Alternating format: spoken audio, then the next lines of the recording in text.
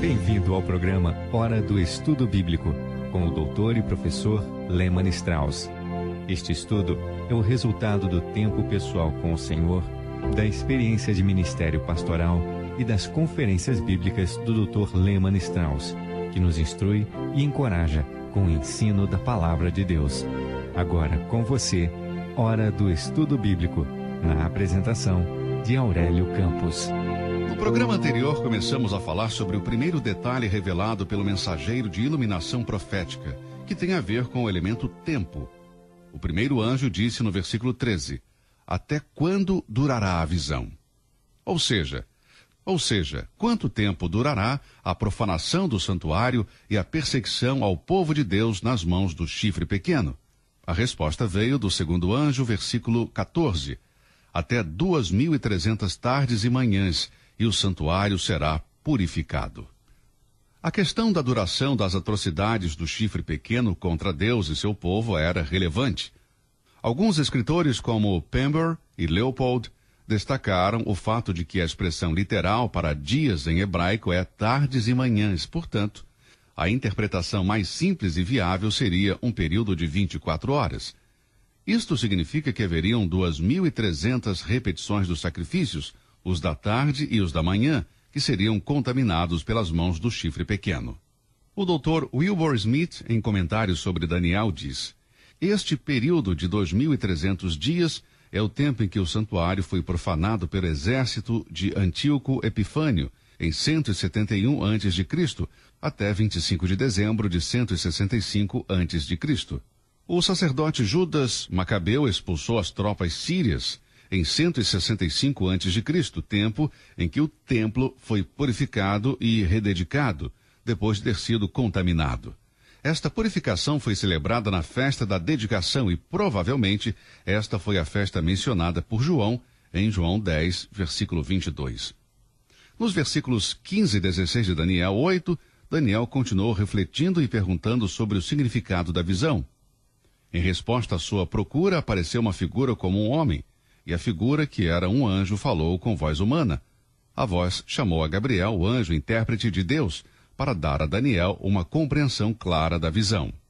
Diante da aparição da figura e a voz, Daniel se atemorizou, mas não perdeu a consciência. O fato de Daniel ter caído com o rosto em terra não é surpreendente. A Escritura nos mostra que homens sentem temor quando estão em contato com o ser celestial. Vemos isso novamente no capítulo 10, versículos 9, 15 e 17. Moisés teve uma experiência semelhante na sarça ardente em Êxodo 3. Isaías viu o seu próprio pecado quando ele estava na presença do serafim, Isaías, capítulo 6. E Ezequiel caiu no chão quando viu uma aparição na semelhança da glória do Senhor, em Ezequiel, capítulo 1. E quando o anjo do Senhor apareceu a Manoá, sua mulher, disse: certamente morreremos, porquanto temos visto a Deus. Juízes 13, 22.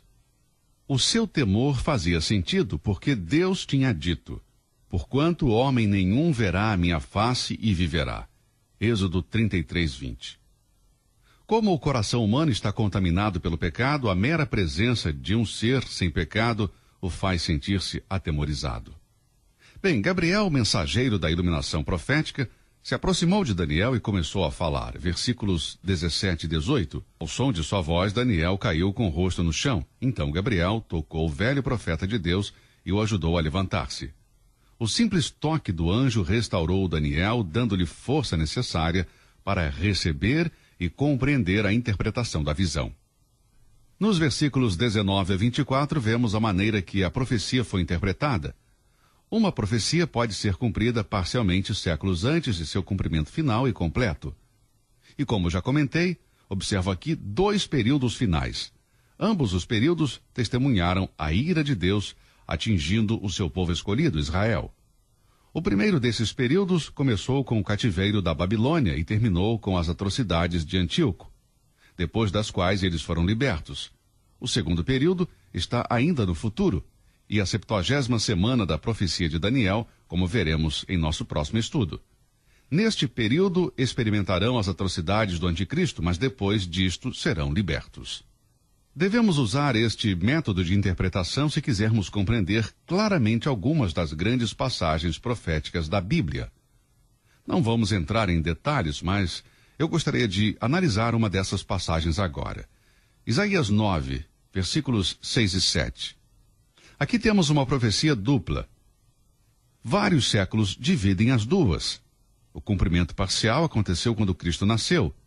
Mas o mundo espera seu cumprimento final quando o governo deste mundo será posto sobre seus ombros e se estenderá por toda a terra.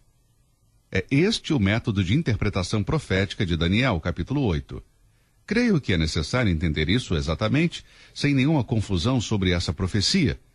Em Daniel 8, 19 a 24, vemos o cumprimento próximo e distante, ou seja, Antíoco e a tribulação, respectivamente, das quais a primeira foi cumprida, mas a grande tribulação ainda está por vir para Israel. Os versículos 19 a 22 do capítulo 8 falam de um cumprimento parcial. Aqui vemos o carneiro com 2 chifres representando a Mécia e a Pérsia, no versículo 20. O bode com um grande chifre representando a Grécia e Alexandre. E no versículo 21, o reino dividido da Grécia governado por 4 generais de Alexandre, após sua morte, no versículo 22. E no final do reinado destes 4 reis, um rei surgirá que, segundo o meu entendimento, é Antíoco Epifânio. Ele será entendido em adivinhações. Isso é o que diz o texto. Isso significa que ele seria um político astuto, um mestre da intriga, hábil para fazer acordos, e a sua força cresceria até se tornar poderoso. Esse poder, presumivelmente, viria de Satanás, que lhe daria essas habilidades. Ele seria um monstro que destruiria tudo em seu caminho, incluindo o povo santo, de acordo com o versículo 24. No versículo 26, vemos um homem importante que parece consumar toda a visão. É muito difícil apontar exatamente onde no capítulo aparece a divisão entre o primeiro cumprimento da profecia em Antíoco e o seu cumprimento final no Anticristo. Sinceramente, vejo uma mescla dessas duas pessoas, tanto na visão como na interpretação. Mas podemos ver um claro cumprimento dessa profecia em um tempo futuro, quando houver apostasia em toda a terra, os últimos tempos sobre os quais Paulo escreveu em 1 Timóteo 4:1. Então, Antíoco é um tipo, até certo ponto, do anticristo que virá. O versículo 19 diz: E disse, eis que te farei saber o que há de acontecer no último tempo da ira, pois isso pertence ao tempo determinado do fim.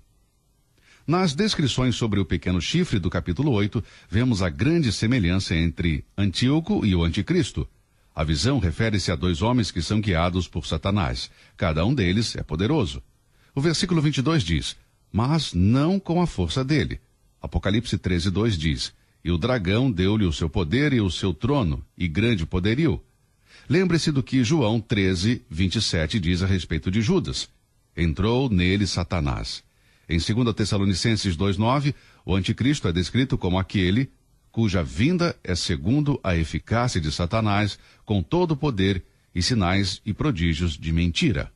Antíoco invadiu o Santo dos Santos, usurpando o lugar de Deus. O anticristo se opõe e se exalta acima de tudo o que se chama Deus. Antíoco fez guerra contra o povo santo e o anticristo, de acordo com Apocalipse 13:7, vai fazer o mesmo. O Senhor Jesus descreveu isso em Mateus 24:15 a 22. Daniel 8:25 previu que Antíoco, no seu coração, se engrandecerá. Ou seja, em sua própria opinião, ele será grande. João escreveu profeticamente sobre o anticristo em Apocalipse 13:5, e foi-lhe dada uma boca para proferir grandes coisas e blasfêmias. Portanto, sugiro que Antíoco é um precursor em miniatura do anticristo. Possivelmente a evidência mais forte neste capítulo 8, em apoio a um cumprimento ainda no futuro, encontra-se no versículo 25. E se levantará contra o príncipe dos príncipes, mas sem mão será quebrado. O príncipe dos príncipes não pode ser outro além do nosso Senhor Jesus Cristo, e ele é a semente da mulher que ferirá a cabeça da serpente, de acordo com Gênesis 3:15. Jesus Cristo é o homem da consumação profética. O mundo aguarda o seu retorno à terra, e quando ele vier, o anticristo será destruído, mas não por mão humana. Isso significa que ele será quebrado sem a ajuda de mão humana. Vamos relembrar o capítulo 2, versículo 34. Quando uma pedra foi cortada sem auxílio de mão, a qual feriu a estátua nos pés de ferro e de barro, e os esmiuçou. E aquela pedra esmagará a serpente sem ajuda humana. Segundo a Tessalonicenses 2:8 diz: E então será revelado o iníquo a quem o Senhor desfará pelo assopro da sua boca e aniquilará pelo esplendor da sua vinda. Apocalipse 17:14 diz: Estes combaterão contra o Cordeiro, e o Cordeiro os vencerá, porque é o Senhor dos senhores e o Rei dos reis. Vencerão os que estão com ele, chamados e eleitos e fiéis. Em Apocalipse 19:15 lemos: E da sua boca saía uma aguda espada, para ferir com ela as nações, e ele as regerá com vara de ferro, e ele mesmo é o que pisa o lagar do vinho do furor e da ira do Deus Todo-Poderoso.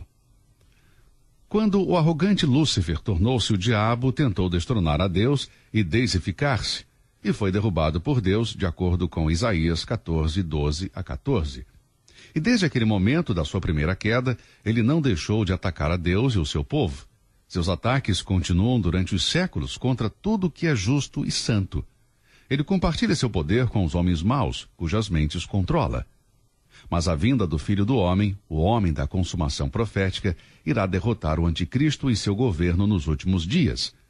Este inimigo do povo de Deus será finalmente destruído, e naquele dia, nosso Senhor Jesus Cristo terá a preeminência em todas as coisas, conforme Colossenses 1:18. A esperança do crente é na justiça de Deus que um dia, possivelmente em breve, dará ao seu amado Filho Jesus o lugar que lhe pertence por direito na terra. O Senhor Jesus chamou o diabo de príncipe deste mundo 3 vezes, em João 12:31, 14:30 e 16:11. O juízo divino e sobrenatural virá sobre Satanás, a besta e o falso profeta. Sobre estes 2 últimos, Apocalipse 19:20 diz: Estes 2 foram lançados vivos no lago de fogo que arde com enxofre. Estes inimigos da justiça serão derrotados, de acordo com a profecia de Daniel. Nosso capítulo termina com as palavras do anjo a Daniel, verso 26. E a visão da tarde e da manhã que foi falada é verdadeira, tu, porém, cerra a visão, porque se refere a dias muito distantes. A explicação sobre o futuro havia chegado ao fim, e agora é dito para Daniel que tudo o que ele tinha visto na visão era verdadeiro e que, portanto, não era para ser questionado. Daniel deveria guardar a visão, ou seja, preservá-la, porque se refere a um tempo distante no futuro. Daniel poderia ter transmitido estas verdades de boca em boca a homens fiéis, e esta talvez chegaria, pela sã tradição, até os tempos para os quais foi concebida. Mas nesse caso teria se perdido por completo devido ao tempo muito remoto no futuro. Daniel, portanto, devia tomar precauções para a preservação do manuscrito, a fim de que o documento fosse preservado por um longo tempo. Não era o propósito de que fosse mantido em segredo. Sim, a visão é verdadeira, porque seu cumprimento parcial ocorreu quando Antíoco anulou os sacrifícios da manhã e da tarde, e agora aguardamos o cumprimento final e perfeito com a vinda do Príncipe dos Príncipes, o homem do cumprimento profético, o nosso Senhor e Salvador, Jesus Cristo. E eu, Daniel, enfraqueci e estive enfermo alguns dias. Então levantei-me e tratei do negócio do rei. E espantei-me acerca da visão, e não havia quem a entendesse. Versículo 27. O efeito para o idoso profeta parecia ser mais do que ele podia suportar, por isso ficou cansado e doente. Não devemos nos surpreender com isso. Essas manifestações de poder divino e as revelações proféticas são grandes demais para qualquer homem receber sem ser afetado de alguma forma. Para Daniel, foi uma recorrência de uma fraqueza anterior. Imagine ser visitado por um anjo do céu que nos dá um vislumbre do futuro, que só é conhecido por Deus, haver impérios desmoronarem e nosso povo sofrer. Então nós podemos concordar que tal experiência nos deixaria apavorados e nos faria desmaiar. O fator positivo neste capítulo 8 é que a tirania do anticristo será quebrada no momento em que o Senhor Jesus retornar à terra. O capítulo é de grande esperança e de grande força para o Filho de Deus. Os tempos vão piorar. O Senhor já previu isso no Antigo e no Novo Testamento. Mas esperamos dias melhores, nós, os crentes em Cristo, que esperamos sua vinda para nos levar para o céu consigo. Dias melhores virão para a terra enferma de pecado, quando Jesus estabelecer o seu reino milenar. Muito obrigado por ouvir mais este programa. Deus o abençoe e até o próximo. Você ouviu Hora do Estudo Bíblico com o professor e doutor Lehmann Strauss, na apresentação de Aurélio Campos. Se você deseja ouvir novamente esta mensagem, visite a nossa página na internet www.bbnradio.org. Fica o convite para você nos acompanhar amanhã, neste mesmo horário, aqui na BBN. Hora do Estudo Bíblico é uma produção da BBN.